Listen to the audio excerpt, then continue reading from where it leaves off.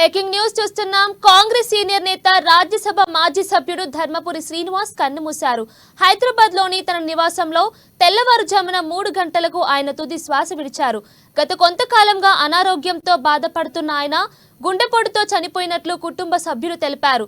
నిజామాబాద్ జిల్లాకు చెందిన డిఎస్ కాంగ్రెస్ పార్టీలో అంచెలంచెలుగా ఎదిగారు. ఉమ్మడి ఏపీలో పార్టీ అధికారంలో ఉన్నప్పుడు డిఎస్ మంత్రిగా సేవలందించారు. పిసిసి అధ్యక్షునిగాను ఆయన పనిచేశారు.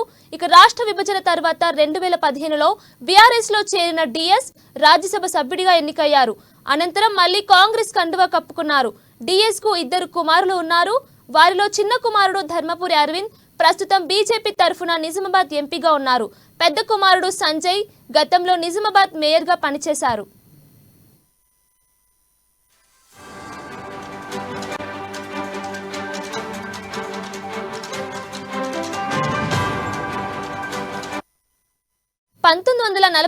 సెప్టెంబర్ 27న జన్మించిన డిఎస్ నిజాం కళాశాలలో డిగ్రీ పూర్తి చేశారు.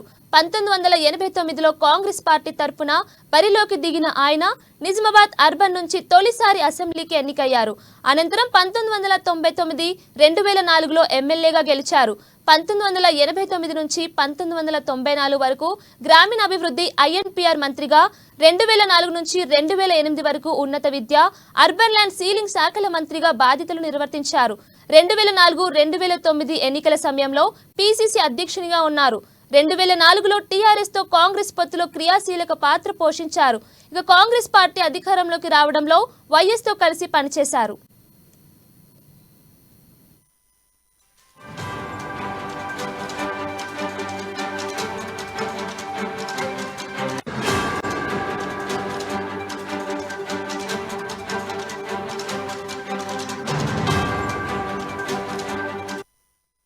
ఇక డిఎస్ కు ప్రణబ్ ముఖర్జీ తదితర సీనియర్ నేతలతో సన్నిహిత సంబంధాలున్నాయి. సోనియా గాంధీకి విధేయునిగా గుర్తింపు ఉంది.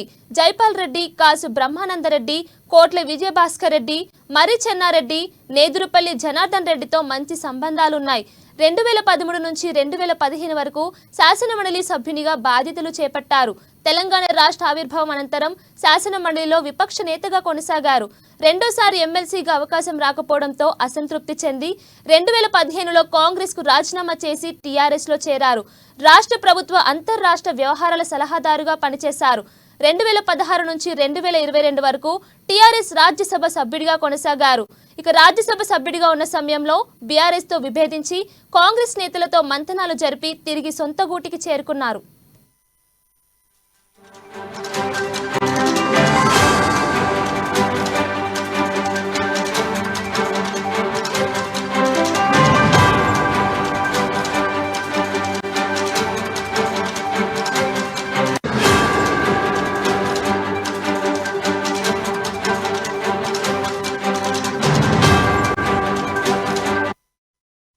ధర్మపురి శ్రీనివాస్ మరణం పట్ల పలువురు సంతాపం ప్రకటించారు.